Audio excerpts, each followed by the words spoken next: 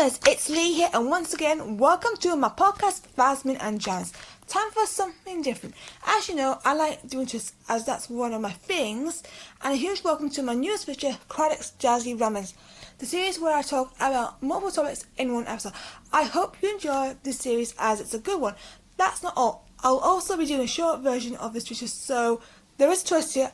I will discuss just either one thing I've mentioned before or one thing that I haven't mentioned before, and this will start very soon. Let's get this party started. Not much news to report, but off topic for a minute. I'm in the zone of being impressed by gymnasts like Jazzy Rivera, who is the US national champion. Congratulations, Jazzy. Leanne Wong, Dulce Kayla, Charlie Berg, and more. Alex Kingston, aka Rivizzi Song, welcome me on Strictly Come Dancing, the British version of Dancing with the Stars. She is my favourite of this year, and I'm interested to see what she can do and how far she can go. Agatha All Along won 5 awards at the 2025 Gold Derby TV Awards in the comedy category. Karen Hahn, Joe Locke, and Aubrey Plaza won individual awards each. The show and one of my favourite episodes of the series, Death Hand in Mind, won awards too. Congratulations to Jack, Catherine, and the crew. Also, congratulations to the cast and crew of Doctor Who for winning for the second year in a row Television Critics Association Award for Outstanding Achievement in Family Programme. Congratulations, Doctor Who. Congratulations. I know I have been hard on the recent series of Doctor Who for a good reason, but I want to justify things up by talking about the heavy hitters. My stars of the show, if I may. Looks to me is still a hit. I still love it. They took a risk with turning the leads into cartoons and took on racism at that time, which has been hit or miss in the past, but it paid off this time. And I love the costumes worn by Shigawa and Raya. Shout out to my girl Pam Downs. Thank you. Still think it is most Lucy Davis' best episode at this time. This is what they should have done in the last 3 episodes, as this was the 15 and Belinda I enjoyed. Same with the story and the engine. I still have a huge respect for legendary In Your Elements for doing a story like that and bringing back Joe Mine, who is still doing a brilliant job and teaching me something different. It's brilliant. I'll put the views in the description down below. This hasn't been mentioned a lot except once, but let's talk about The War Between the Land and the Sea by Russell T Davies and Peter Bajik. I keep changing my mind about watching this. It's not giving me wellness like The Goat had, and I look back at that show with fans for doing its job. And that line by David Harewood, aka Central Raincoat, still sticks with me. I think the Jedi are a massive system of unchecked power, posing as a religion, a traditional cult that claims to control the uncontrollable. This show doesn't need to do that at all. It's not a highly hyped show, however, I want to try it out, and it's got something strong. I don't think it's getting enough hype, and the show is airing in 2026.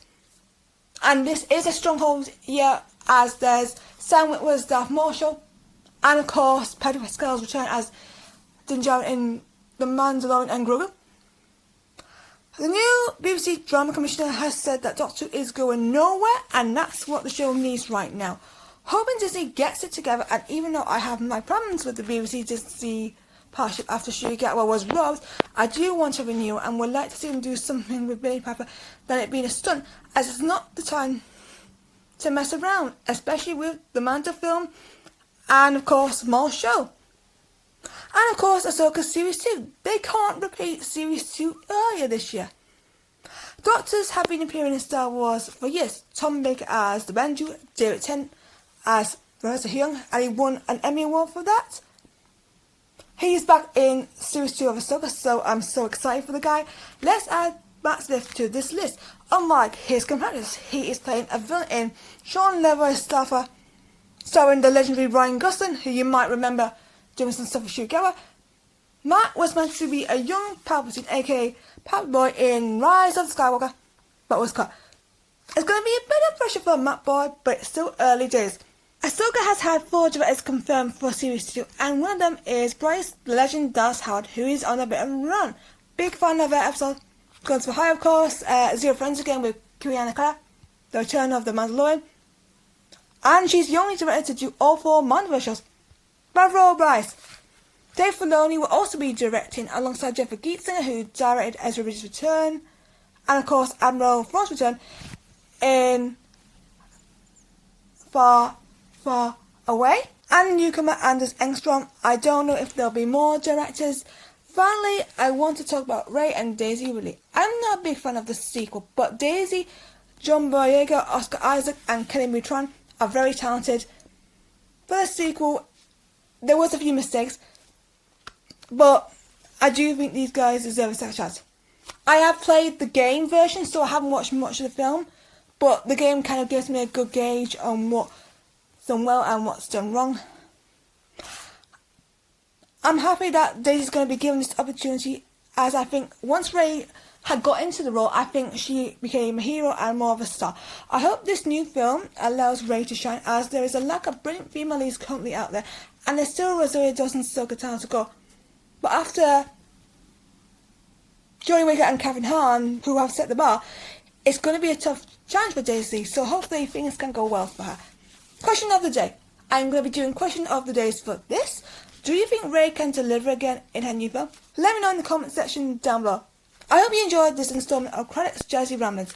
Thank you for listening, and I'll see you next time. Goodbye, everyone.